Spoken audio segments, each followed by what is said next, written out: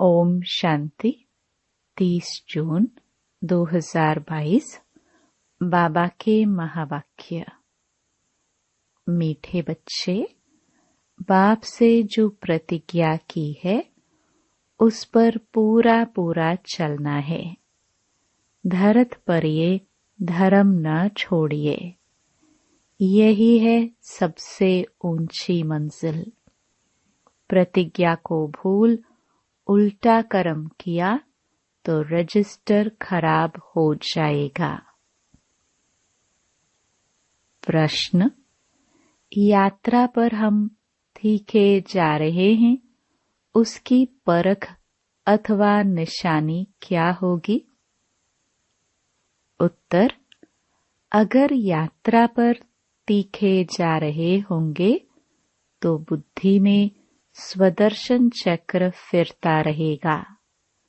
सदा बाप और वर्षे के सिवाय और कुछ भी याद नहीं होगा। यथार्थ याद माना ही यहाँ की जो कुछ भी दिखाई न दे। देखते हुए भी जैसे नहीं देख रहे हैं, वह सब कुछ देखते हुए भी समझेंगे कि यह सब मिट्टी में मिल जाना है। यह महल आदि खलास हो जाना है। यह कुछ भी हमारी राजधानी में नहीं था, न फिर होगा। गीत मांझी मेरी किस्मत की। ओम शांति। यह गीत की लाइन वास्तव में रॉन्ग है।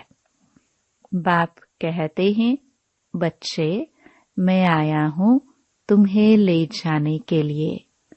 कहाँ ले जाएंगे? मुक्ति और जीवन मुक्ति धाम। जितना ऊंच पद चाहे उतना लो। ऐसे नहीं वह जहाँ चाहे। चाहते तो सभी है कि पुरुषार्थ करे, परंतु ड्रामानुसार सभी पुरुषार्थी एक जैसे तो नहीं बनेंगे। यह तो अपने ऊपर बच्चों को कृपा करनी है। ज्ञान सागर तो ज्ञान और योग सिखलाने आए हैं। यह है उनकी कृपा। टीचर पढ़ाते हैं, योगी योग सिखलाते हैं। बाकी कम जास्ती सीखना तो उनके ऊपर है। तुम जानते हो कि हम सभी सत के संग में बैठे हैं, न कि झूठ के संग में। सत का संग एक ही है, क्योंकि सत है ही एक। सतयुग की भी स्थापना वही करते हैं और सतयुग में ले जाने के लिए पुरुषार्थ भी करवाते हैं। सच का एक श्लोक भी है कि सच बोलना, सच चलना, तब ही सचखंड में चल सकेंगे। सिख लोग कहते भी हैं, सत श्री अकाल। एक ही वो सत्य बाप सबसे श्रेष्ठ है, अकाल मूर्त है। उनको कभी काल खाता नहीं। मनुष्यों को तो घड़ी घड़ी काल खाता है। तो तुम बच्चे सच्चे सत्संग में बैठे हो। भारत जो अभी झूठ खंड है, उनको सच खंड बनाने वाला एक ही बाप है। देवी देवताएं सभी बच्चे हैं। यहाँ से देवताएं पुण्य आत्मा पने का वर्षा ले जाते हैं। यहाँ तो झूठ ही झूठ है। गवर्नमेंट जो कसम उठवाती है वह भी झूठ। कहते हैं कि हम भगवान की कसम उठाकर सच कहते हैं, परंतु यह कहने से मनुष्यों को डर नहीं रहता। इसमें तो कहे कि हम अपने बच्चों की कसम उठाते हैं तो हिचकेंगे, दुख होगा, क्योंकि समझते हैं कि ईश्वर हमको बच्चे देते हैं, तो ईश्वर के नाम पर हम बच्चों का कसम उठाए, पता नहीं मर जाए तो इसमें हिचकेंगे। स्त्री पति का कसम कभी नहीं उठाएगी, पुरुष स्त्री का कसम जल्दी उठा लेंगे। समझेंगे कि एक स्त्री गई तो दूसरी ले लेंगे। मनुष्य मात्र जो भी कसम उठाते हैं वह सब झूठ है। पहले तो गॉड को फादर समझे, नहीं तो फादर बने का नशा नहीं चढ़ता। तुम बच्चे तो जानते हो, सत श्री अकाल उस फादर को कहा जाता है। उस सत का नाम है शिव। अगर सिर्फ रुद्र कहेंगे तो मूंझ पड़ेंगे, परंतु समझाने में कहना पड़ता है। गीता में भी है रुद्र ज्ञान यज्ञ, जिससे विनाश ज्वाला प्रज्वलित हुई है। वह भी यहाँ की ही बात है। कृष्ण के यज्ञ का नाम नहीं है। दोनों को मिक्सचर कर दिया है। समझाया गया है कि सत्युग त्रेता में तो कोई यज्ञ होता नहीं है। यज्ञ होता ही है एक ज्ञान का, बाकी सब हैं मटेरियल यज्ञ। पोथी पढ़ना, पूजा करना सब है भक्ति मार्ग। ज्ञान तो एक ही है जो सत्य परमात्मा देते हैं। मनुष्य सभी ईश्वर के लिए भी झूठ बोलते हैं, इसलिए ही भारत कंगाल हुआ है। इन जैसा बड़े से बड़ा झूठ कोई है नहीं। यह नाटक तो बना हुआ है। इसका नाम है भूल भुलैया, अर्थात बाप को भूल जाने से भटकना। फिर बाप आकर भटकना छुड़ा देते हैं। यह ड्रामा में हार जीत का खेल है। हार काने में आधा कल्प लगता है, एकदम पूरा मिट्टी में मिल जाते हैं। फिर आधा कल्प हमारी जीत रहती है। यह बातें तुम्हारे सिवाय कोई भी नहीं जानते। बड़ी बड़ी गीता पाठशालाएं हैं। गीता का भारतीय विद्या भवन बनाया भी है। नाम तो गीता का बड़ा भारी है।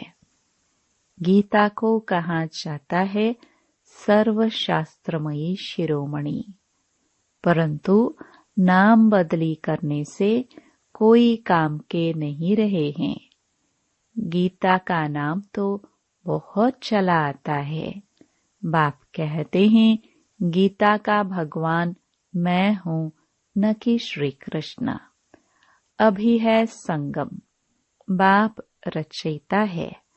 जब स्वर्ग रचते हैं तब तो राधे कृष्ण व लक्ष्मी नारायण आए। बाप आकर स्वर्ग का मालिक हमको ही बनाते हैं, जगदम्बा और जगत पिता द्वारा। राजयोग तो भगवान के सिवाय कोई सिखला न सके। जगदम्बा बहुत नामी ग्रामी है।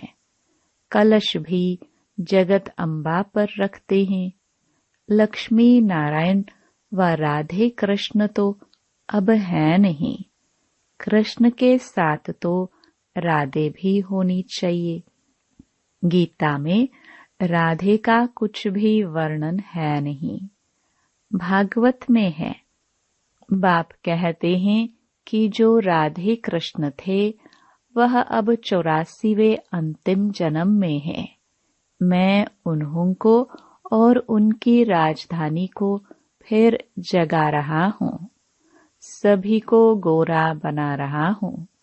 यह बड़ी गुह्य बातें हैं जो तुम ही जानते हो कि हम सूर्यवंशी चंद्रवंशी दैवी घराने के हैं।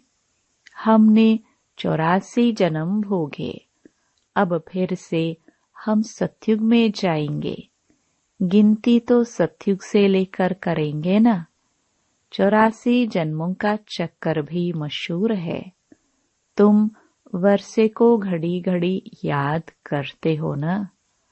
अब 84 के चक्कर को याद करो। इस चक्कर को याद करना माना सारे वर्ल्ड की हिस्ट्री, ज्योग्राफी को याद करना।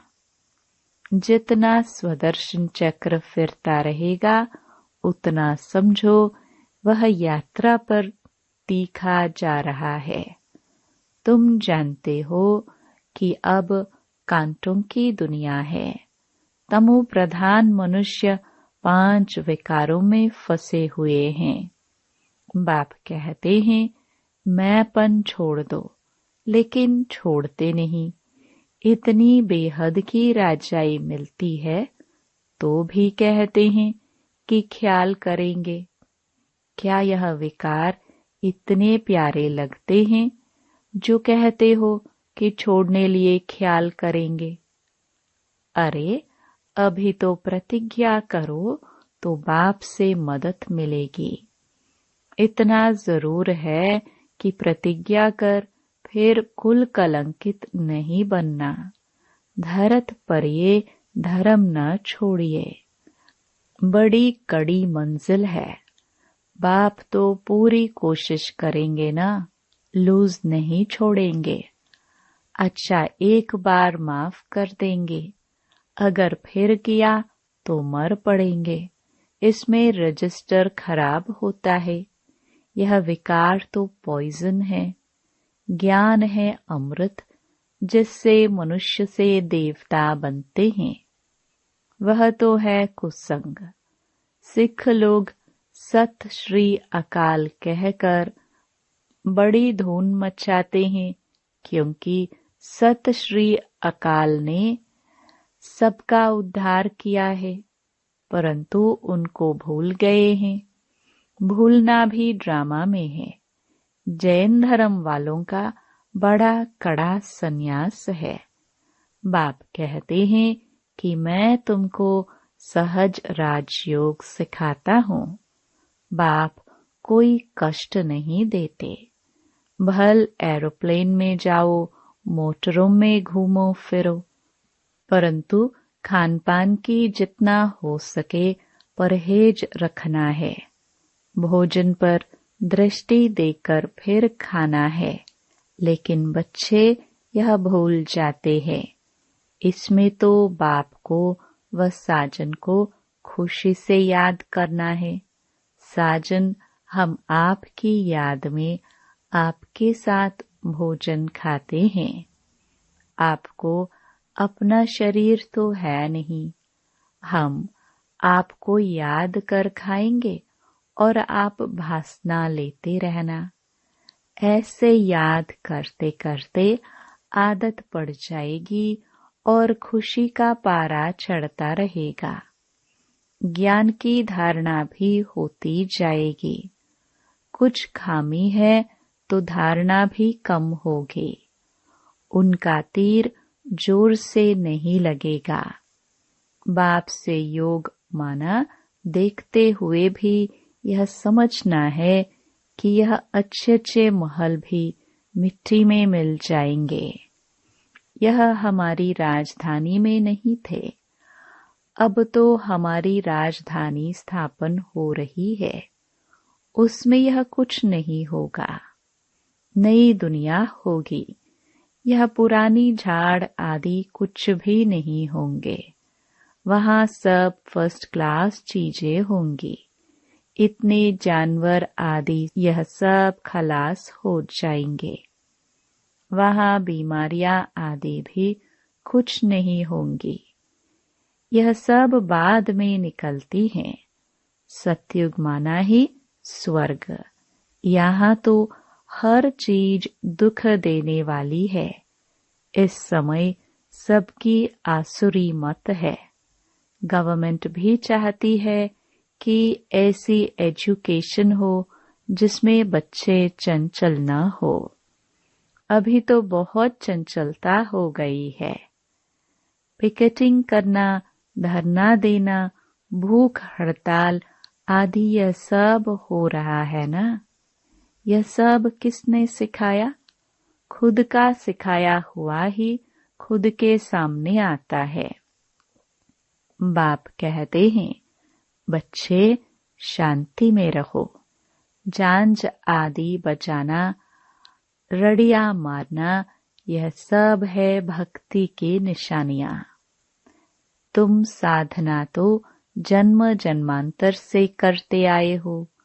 साधना नाम चला आता है, परंतु सद्गति तो किसी की होती नहीं। तुम्हारे पास चित्र आदि भल लिटरेचर भी न हो तो भी तुम मंदिरों में जाकर समझा सकते हो कि यह लक्ष्मी नारायण पहले स्वर्ग के मालिक थे ना। उन्हों को जरूर स्वर्ग के रचयिता से वर्षा मिला होगा। स्वर्ग का रचयिता तो है परमपिता परमात्मा, जो ही समझाते हैं। मंदिर बनाने वाले ये नहीं जानते हैं। तुम बच्चे समझाएंगे तो उन्हों को परमपिता परमात्मा से वर्षा मिला है। जरूर कलयुग के अंत में ही मिला होगा ना। गीता में राजयोग की बात है। जरूर संगम पर ही राजयोग सीखे होंगे और सीखे होंगे परमपिता परमात्मा से, न कि श्री कृष्ण रचना से। रचयिता तो एक ही बाप है, जिसको ही हेवनली गॉड फादर कहते हैं। जो अच्छे विशाल बुद्धि है वह अच्छी रीति समझते भी हैं और धारणा भी करते हैं। छोटी छोटी बच्चियां बड़े आदमी से बैठ बात करे, चित्रों पर समझाए, इन्हों को रचने वाला कौन? भल कॉमन चित्र भी हो वह न भी हो, बच्चियां तोतली भाषा में समझा सकती है। छोटी बच्चियां अगर होशियार हो जाए तो कहेंगे कि बलिहारी इस एक बाप की है जिसने इनको ऐसा होशियार बनाया है। बच्ची कहेगी कि मैं जानता हूँ तब तो सुनाती हूँ। बेहद का बाप अब राजयोग सिखला रहे हैं। बाप कहते हैं, अपनी को आत्मा समझो। कोई भी देहधारी को गुरु मत समझो। एक सतगुरु तारे, बाकी सब डुबोने वाले हैं। ऐसे टिकलू टिकलू करे तो नाम बाला हो जाए। कन्याओं द्वारा ही ज्ञान बाण मारे, यह दिखाया है ना। ऐसे भी नहीं कि सभी समझ जाएंगे। जो अपने धर्म में होंगे वह जल्दी समझ जाएंगे। वानप्रस्थ वालों को व जो मंदिर बनाते हैं उनको जाकर समझाना उठाना चाहिए। हम आपको शिव बाबा की बायोग्राफी बताते हैं। सेकंड नंबर है ब्रह्मा विष्णु शंकर। हम आपको वर्ल्ड की हिस्ट्री ज्योग्राफी बताते हैं कि मनुष्य 84 जन्म कैसे लेते हैं। यह 84 का चक्कर है। ब्रह्मा सरस्वती सभी की कहानी बैठ बताए। यह तुम बच्चों के सिवाय कोई समझा ना सके। आओ तो तुमको बताए कि लक्ष्मी नारायण ने राज्य कैसे पाया और फिर कैसे गवाया। अच्छा, यह भी नहीं समझते हो तो सिर्फ मन मनाभव हो जाओ। ऐसे ऐसे बच्चों को जाकर सर्विस करनी चाहिए। अच्छा, मीठे मीठे सिखिलदे बच्चों प्रति मात पिता बाप दादा का याद प्यार और गुड मॉर्निंग। रूहानी बाप की रूहानी बच्चों को नमस्ते। धारणा के लिए मुख्य सार। पहला, अंदर में कोई भी खामी हो तो उसे चेक कर निकाल देना है। बाप से जो प्रतिज्ञा की है उस पर अटल रहना है। दूसरा, भोजन बहुत शुद्धि से दृष्टि देकर स्वीकार करना है। बाप अथवा साजन की याद में खुशी खुशी भोजन खाना है। वरदान, सर्व खजानों के अधिकारी बन स्वयं को भरपूर अनुभव करने वाले मास्टर दाता भव। कहा जाता है 1-2 हजार पाओ, विनाशी खजाना देने से कम होता है, अविनाशी खजाना देने से बढ़ता है। लेकिन दे वही सकता है जो स्वयं भरपूर है। जो मास्टर दाता अर्थात स्वयं भरपूर व संपन्न रहने वाले, उन्हें नशा रहता कि बाप का खजाना मेरा खजाना है। जिनकी याद सच्ची है उन्हें सर्व प्राप्तियां स्वतः होती हैं। मांगने व फरियाद करने की दरकार नहीं। स्लोगन, अपनी स्थिति अचल अडोल बनाओ, तब अंतिम विनाश की सीन देख सकेंगे। Om Shanti. To watch Peace of Mind channel videos on YouTube, subscribe us on youtube.com/tvpeaceofmind. Just a click for a peaceful life.